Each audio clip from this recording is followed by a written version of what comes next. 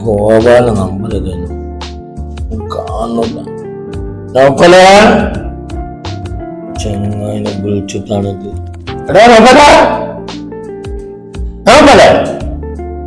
വിളിച്ചിട്ടാണ് കേൾക്കുന്നത്. പഹയൻ പോയോട്ട്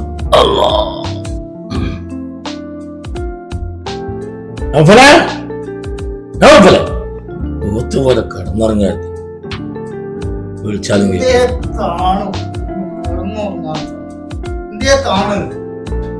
എത്ര നേരെ ഞാൻ വിളിക്കുന്നല്ല സമയത്തായി നിനക്കറിയോ?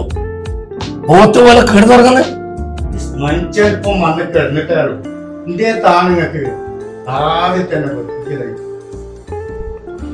പിന്നെ ആദ്യം കിടന്നിക്ക എത്ര പറഞ്ഞാലും മനസ്സിലാവില്ല ഒന്നൊന്നും. ഇതൊക്കെ എന്നെ തന്നെ പറഞ്ഞാ മതി.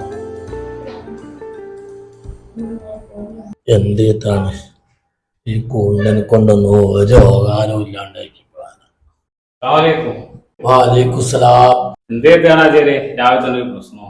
എന്ത് പ്രശ്നമോ? എന്റെ കൂട്ടുകാരൻ എല്ലാവരും കിടന്നുറങ്ങുന്നത്. ഇനിയിപ്പോ എണീച്ചന്നില്ലേ ഓനതാ എത്ര ഉറങ്ങിയാലും തീരൂല. എത്ര നേരമായി വിളിക്കുന്നറിയോ? അത് പാചാരി ഓന്റെ പണി ഇന്റെ പണിന്റെ മാതിരിയല്ലല്ലോ. ഒന്ന് രാത്രിയല്ലേ പണി.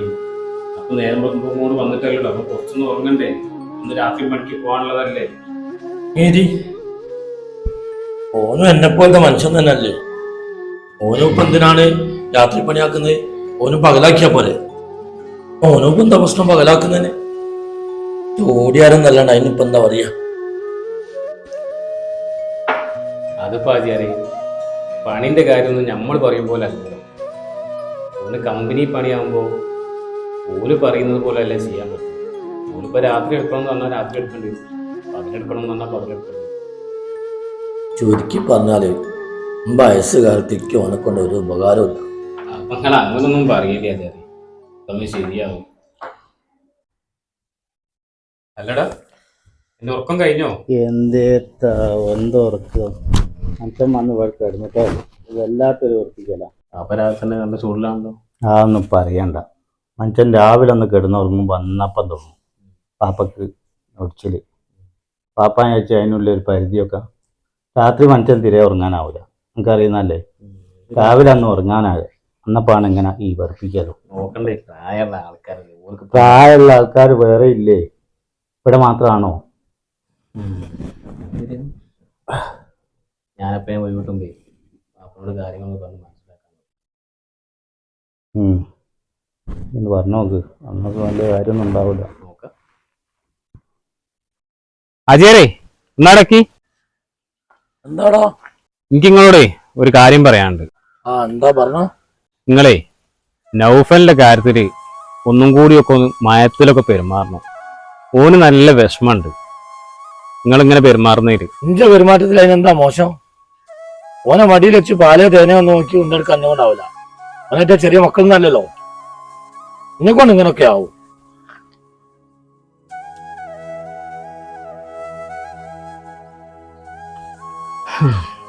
എന്താണ് ഇപ്പൊ ചെയ്യത്? ഇപ്പൊ വാപ്പയും മോനും ഇങ്ങനെ ആയിണ്ടെങ്കിൽ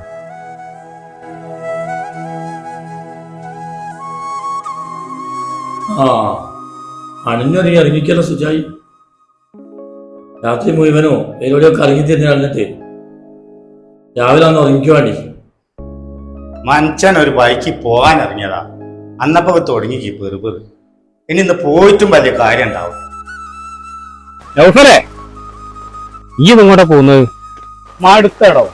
എത്ര കാലം വിചാരിച്ചിട്ടാ ബാപ്പന്റെ ഈ പെറുപെറും കേട്ടിങ്ങനെ നിൽക്കുക. ഇനി മനസമാധാനത്തോടു കൂടി ഏതെങ്കിലും പോയി ജീവിക്കാൻ പറ്റുമോ ഞാനും നോക്കട്ടെ. എന്താണ് നൗഫലേ ഇത്? ഇനിയെങ്കിലും കാര്യം ഒന്ന് മനസ്സിലാക്കുക. വാപ്പ പ്രായമുള്ള മനുഷ്യനല്ലേ. അപ്പൊ വാപ്പന്റെ ഒരു നേച്ചർ അതാണ്. അപ്പന്റെ ഒരു ക്യാരക്ടർ അതാണ്. ഇനിയെങ്കിലും കാര്യങ്ങളൊന്ന് മനസ്സിലാക്കി പക്വതയോട് പെരുമാറും. ബാപ്പ ഒറ്റക്ക് നിൽക്കുമ്പോ അങ്ങ് പഠിച്ചോളൂ. ഇനി ബാപ്പന്റെ സ്വഭാവം എന്താണോ മാറുന്നത് അന്ന് ഞാൻ തിരിച്ചു വരും.